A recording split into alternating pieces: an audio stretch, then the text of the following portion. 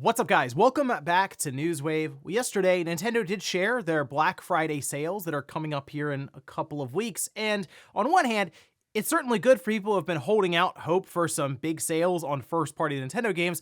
But then on the other hand, some of the bundles are just weird, and we're going to go over all of that here today. Also, we are going to be talking about Sony, as it appears that the PlayStation 5 is losing a major feature when it comes to sharing some of your favorite moments in games online. And we also have to take a look at a new partnership with Microsoft, as it does appear that they are making the big AI push when it comes to game development on the Xbox. Guys, if you enjoy these videos, make sure you hit that like button, helps out a ton. And if you're new here to the Spawnwave channel, make sure you subscribe down below. And we're gonna start today with an interview between Famitsu and Phil Spencer, of course, making the rounds, talking about Xbox and Japan. But one aspect that came up had to do with cloud gaming and how he's viewing Nintendo and Sony when it comes to just the overall Xbox ecosystem. We can see this posted up, though, over on Famitsu.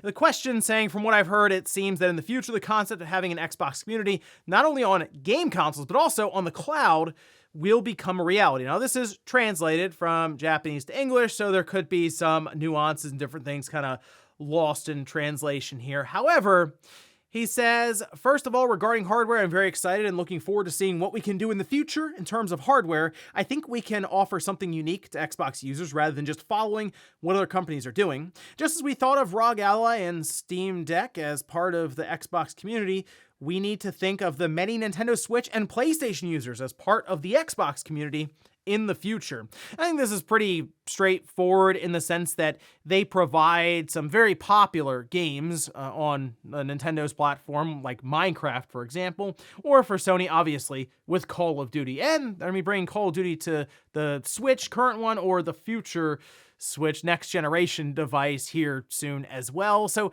that's kind of how Microsoft is viewing this entire ecosystem, is where if they can get their games on other platforms, case by case, as they say, they will do that, and they'll reap the benefits of just more and more revenue.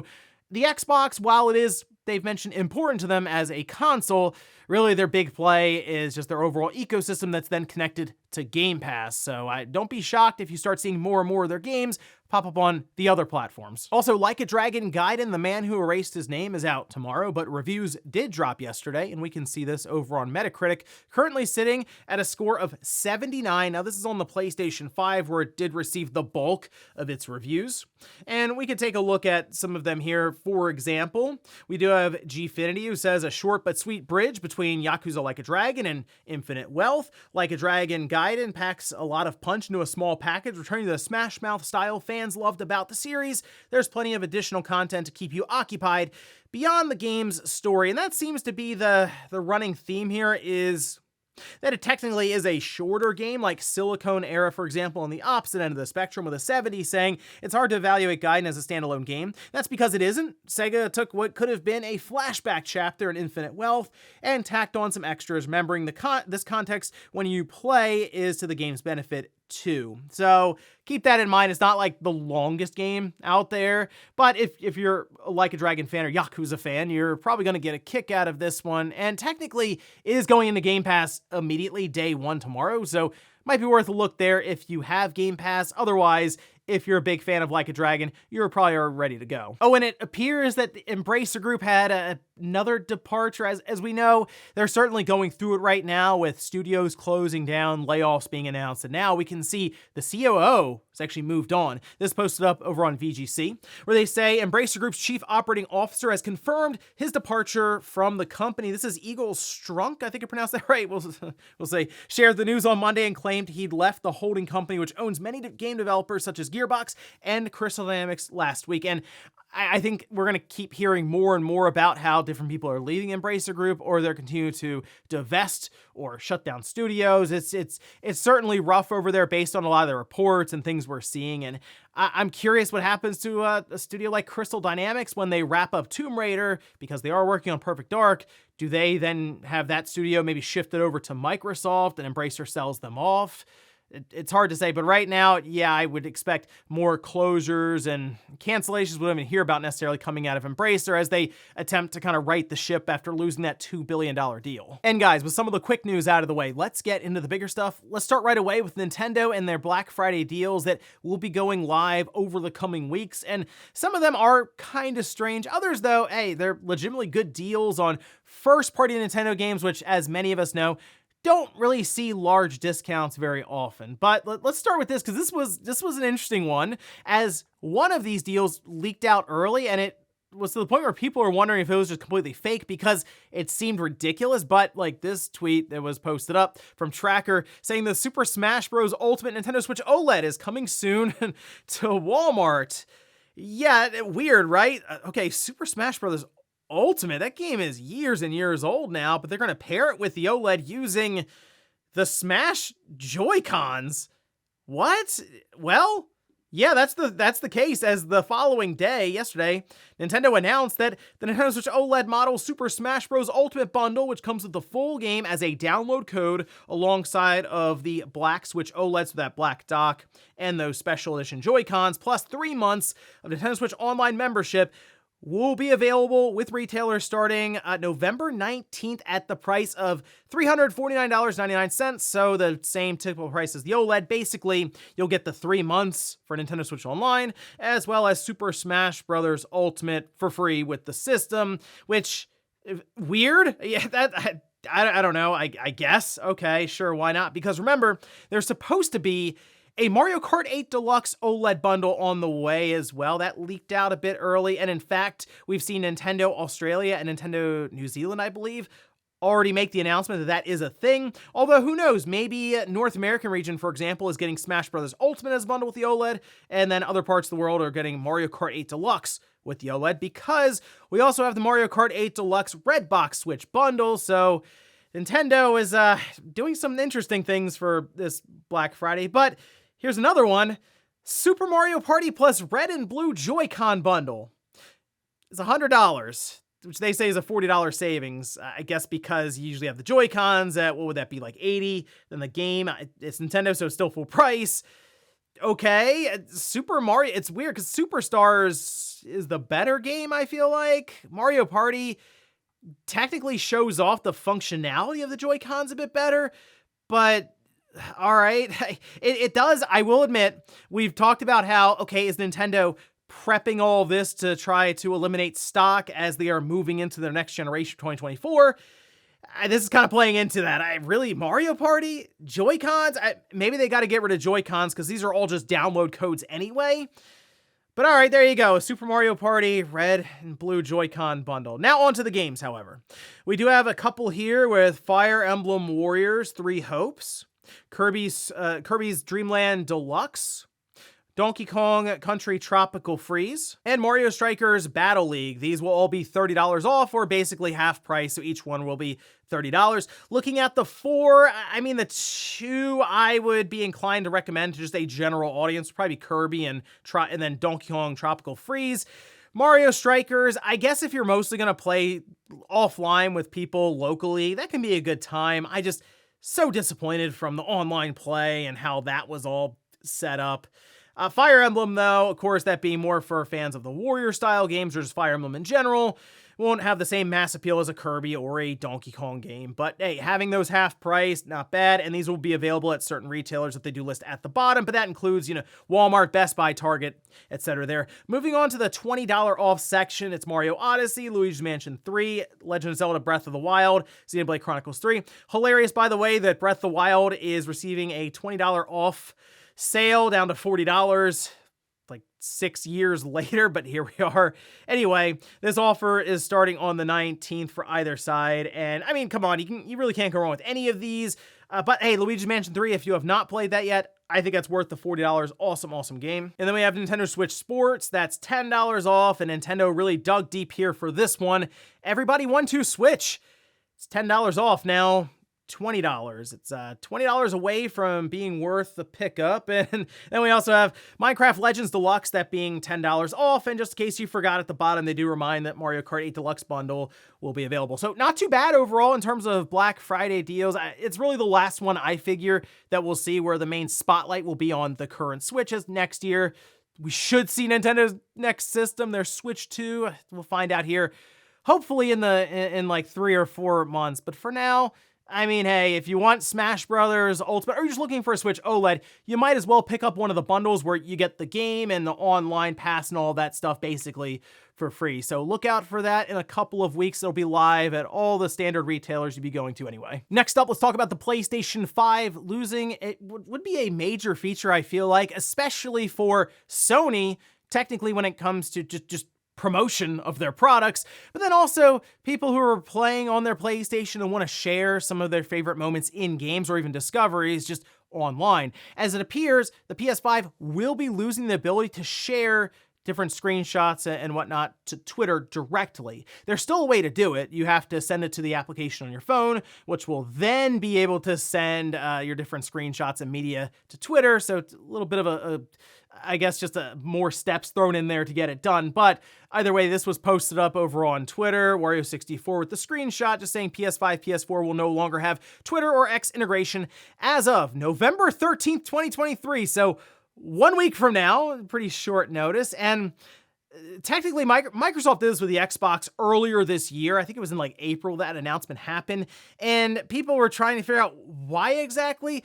Well, Twitter, the API rules, the pricing has been altered quite a bit behind the scenes, to the point where enterprise, some have estimated, speculated even, that it could cost as much, or even more, than $42,000 per month. And I would say, based on the amount of traffic I'm sure that the PS5 was generating to Twitter and the amount of stress I'm sure it put on their servers and all this, yeah, probably would cost more than that. And Sony, I guess, looked around and said, no, it's not worth it. Again, Microsoft did the same thing earlier this year. You start to see the amount of money that it costs to let people share on social media, and then you weigh it up with what you'd be able to do just with that money for marketing, and they go, nah, we'll market it ourselves. Again, there's still a way to do it, obviously. You can pull screenshots from your PS5, put on your app. You can also put it on a USB stick, put it on your computer, then post it to Twitter. But it is unfortunate because it's just a very easy way to share things that you find in your game or cool things that you do, to play into the idea of these also being very social platforms when it comes to sharing, which again kind of came around with the PS4 and the Xbox One. And unfortunately, as we've gone along, the options of where you can share the content is dropping off more and more. So unfortunate stuff there for people who like to share to Twitter from their PlayStation 5. Just might want to go ahead and install that app, or I guess pick up a USB stick. Next up, let's talk about a new partnership that was announced between Microsoft and In-World AI, or artificial intelligence. And this is intriguing mostly because it seems to be playing into the idea of development on the Xbox, and I guess technically then Windows and the Xbox ecosystem. But we could take a look here. This posted up over on the In-World website where they go into more detail, saying today we've announced that Xbox and In-World will work together to build a powerful toolkit that harnesses artificial intelligence to enrich the narrative and character creation elements of game development. The multi-year co-development partnership ensures that we can work closely with developers and studios to leverage cutting-edge innovations in generative AI to foster limitless creativity and unparalleled immersion. Now, they do list the main places they'll be focusing on developing, with the following tools saying an AI design co-pilot that assists and empowers game designers to explore more creative ideas, turning prompts into detailed scripts, dialogue trees, quests, and more. An AI character runtime engine that can be integrated into the game client, enabling entirely new narratives with dynamically generated stories, quests, and dialogue for players to experience. So they also have sort of this trailer showing off, I guess just in general, what their mission is, their mission statement for In-World AI. And the idea with artificial intelligence in a game with, for example, non-playable characters that are walking around, is you could have them reference current events that are going on, or be able to react to you and it feel more like they're alive in the world, rather than just having like preset lines that they say or read over and over and over again. There have been some pretty cool proof of concepts out there with different mods for GTA 5 as an example, where you can legitimately talk to the different NPCs walking around. Takes them a few seconds, but then they'll respond to you with something that is more like a conversation you're having with an actual person. And the thing with AI that is, I'd say concerning when it comes to game development is, will it just start then replacing the developers themselves as AI gets more and more advanced? Because I think it makes a lot of sense to really be, as they say, a co-pilot or just a tool that's used. Could even work to shorten overall development time. But when we get to a point where we see headlines that entire development staffs are being replaced by AI, like 20 years or something, who knows, maybe shorter than that, then I think that becomes problematic. But for now, interesting to see what this partnership brings and if it can really add something new to maybe these open world games with characters that kind of lifelessly walk around. Maybe they'll have a bit more to say. And in our last bit of news, let's talk about a really cool video that was posted the other day that really delves deep into Retro Studios and what they've been working on for a while now, because that's always been the big question, since not a ton of games don't necessarily come out of Retro Studios, but we've heard that many games have been canceled in the past over the last several decades now.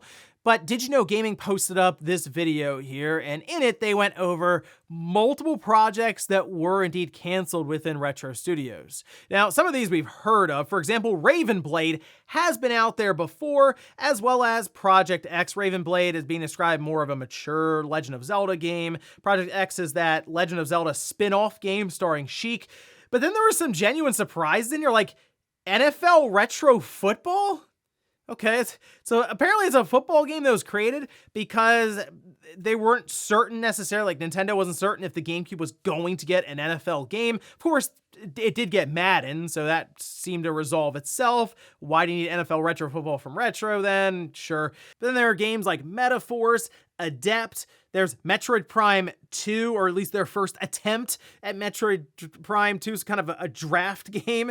And there's also the Blob game, which is this physics-based 2D puzzle game that was prototyped for handhelds. And apparently Nintendo said no to it because any other studio could make this type of game. So they wanted, I guess, something a bit more specialized or something that would stand out a bit more if Retro Studios was going to put their name on it. But I absolutely recommend checking this video out, especially if you're someone just curious about Retro Studios and what goes on there, as there were also sections of the video where they just talked about just the overall state of affairs with Retro Studios at any given time. But very, very interesting stuff to get a bit of a spotlight shed on what Retro Studios works on that we don't necessarily see at most times. And before we go to the comment of the day, we're taking a look at the poll that I posted up yesterday, where I ask, do you share screenshots or gameplay directly from your game console to social media?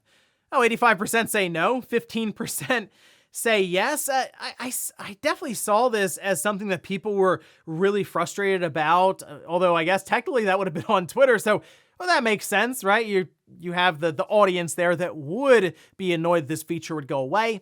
But I also understand the vast majority of people out there are not necessarily on Twitter, even consistently. Like maybe they log in here and there, but most people choose one, maybe two social media platforms to interact with or visit daily, and that's kind of it.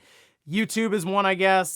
Twitter, Facebook, Instagram. There's so many of them to try to keep up with. It's difficult. But in this case, I see the appeal of sharing your accomplishments maybe in a game, or just something fun that you found, an Easter egg, for example, and just be able to post it by hitting a button and then picking Twitter or X, and that's it. It's out there. And yeah, that social aspect going away is pretty frustrating for people who are really using it quite a bit. And in some cases, kind of head scratching for Sony because, yeah, it was a lot of free promotion for their different games, as really any of those clips had a chance to go viral, right? So interesting stuff there. And I don't know if there will be a resolution behind the scenes for this, whether it's a different kind of pricing model that Twitter X will be able to offer, because Microsoft still hasn't reverted their decision, so I kind of feel like Sony is just going the same way. And we'll finish up with the comment of the day, as you're seeing here.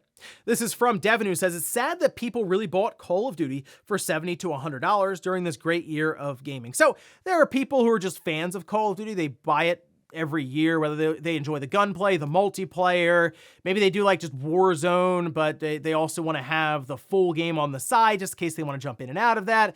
I think the biggest thing here, though, is we have to remember that the mainstream audience that really holds up Call of Duty isn't necessarily as plugged in as you watching this or myself in general when it comes to games. They buy like 1 or 2 games a year, Madden, Call of Duty, and that's kind of it. And right now, I will say, Call of Duty certainly rolling along because of the namesake, right?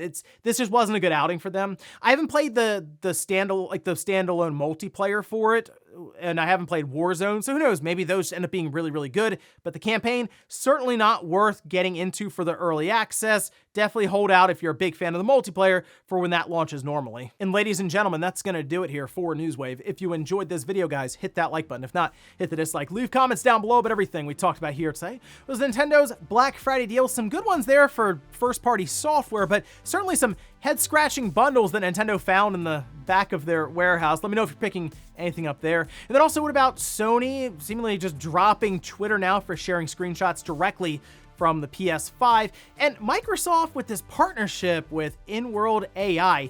Do you think it's going to lead to anything maybe groundbreaking for some of these open world games? Thanks guys for watching, and I'll see you next time.